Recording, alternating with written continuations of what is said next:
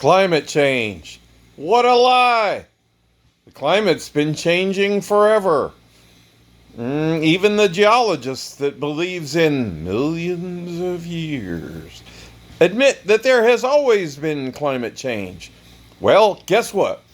You've heard follow the science? Well, I'm going to tell you right now, whenever you hear science and it's followed, that's probably a good thing. When you hear follow the science, take that as a cult. That has nothing to do with science. Follow the science is bull. Testing with science is everything. I am a scientist. Some of you know that. Some of you know just how much. Yep. Trained chemical engineer, degreed with a degree in, what they call it back then? Oh yeah, it was a long time ago, guys. I gotta go check my diploma to see what the darn thing said. But it turns out I have not only a degree in chemical engineering, my minor degree is in ecology. Yeah, back then it was called something else, but we didn't, we called it environmental studies. Environmental science, the engineering of environmental controls, and etc. I actually have a degree in this. And you say, so what? Yeah, well, okay, so what? I get so what? So what? The so what is that I know how to calculate this stuff and I did it. It was quick, it was simple. I'll put it up for you to see. Matter of fact, I think I'll get a blackboard and show it to you. 100 times the current Earth's population, burning 10 times the fossil fuels of an average American every day for the rest of their lives and so forth, couldn't put a dent in the amount of CO2 in our atmosphere. That's a fact. That's calculable. I did it. I'll show it to you. Now, all the other stuff is lies.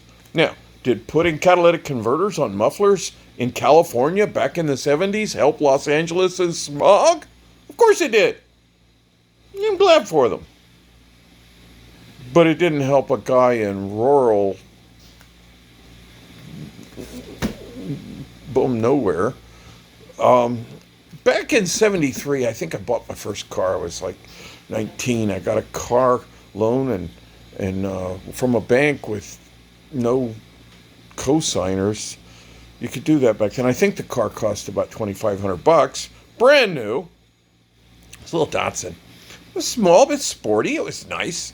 It wasn't like, it didn't burn down the road. It was peppy and roomy, and it was a hatchback and had everything a 19-year-old guy could ever want. And paid, like I said, $2,400 or so for it. And it got 40 miles to the gallon. It had a single barrel side draft carburetor going to a straight 4 with rear end drive. 40 miles to the gallon in 1973. Now, it wasn't long after that we started having all the catalytic converters. That's fine. And all the smog controls and stuff. The 70s really suffered with that. So did the 80s. 90s, they started getting a little better. Then they started putting computers in them and this, that, and the other. But the fact of the matter is, the 100 mile an hour, yeah, there you go. The 100 mile per gallon vehicle is quite doable. It would not meet current standards for emissions. Is that good? Is that bad? Well, the fact is those standards are based on things that really have no effect whatsoever on the environment. Now, should you have a catalytic converter on your car in Los Angeles? I'm thinking yes. I'm thinking there are things that need to be monitored and kept safe. That's not a problem. But 100 miles per gallon driving through Nebraska is much better. Shutting down a pipeline? Bad do. That was a bad do. Bad Joe. Bad Joe. Go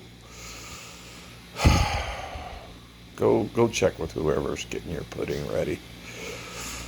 We got to get that man out of there. I'm not saying Kamala's any better. My God. Whoa, can you imagine? Oh, so we do have a really good, friendly relationship and a strategic, long-term military alliance with North Korea. This is what Kamala said. Go look it up. Now, my point is, okay, so somehow we get rid of her too, then we get Nancy? Oh my God. What's it going to take? It's going to take you guys getting out and vote. Vote like you never voted before. Please, do it for Rex. I love you guys, but you got to get out there and vote. And even if, and do I believe there was mischief in the last election? Yes. Do I believe there was mischief in every election? Yes. Do I believe the mischief in the last election was unprecedented? Yeah, unprecedented. That's exactly what it was. It was unprecedented because we did not get the president that we elected. Okay. Yeah, I guess we could call that a rant. Unprecedented. Now, you can actually outvote an unprecedented election. You can make it where they would just not even, they'd be just too darn scared to do it. And that would be okay. If somebody's too darn scared to commit a crime, they probably won't. So let's not defund the police, guys, really. Let's refund them, give them a big raise, and citizens. An armed citizenry is better than military on the shore. Yeah. If you're armed, practice safety and get good at it. I have a feeling you're going to need it. And I'll be it. We can be back to back, dude, right at the end, up to the end. Yeah, where did this go? It went wherever you want it to go. I'm telling you the truth. We are nearly to the point of just totally being screwed. What you're hearing on the news is wrong. Figure it out. You can listen. When your kids tell you an elephant stepped on it, you know they probably didn't. This is the same thing. You know they're telling you a lie, and you already know the truth. Don't accept the lie. Speak out. Comment. Please. Please comment. Lots of comments. Please share. Lots of shares. Oh my God, what that does. When you guys share and comment, these videos go through the roof. So, God love you. Stay safe. And whatever it was I was talking about at the beginning of this video, thank you for listening.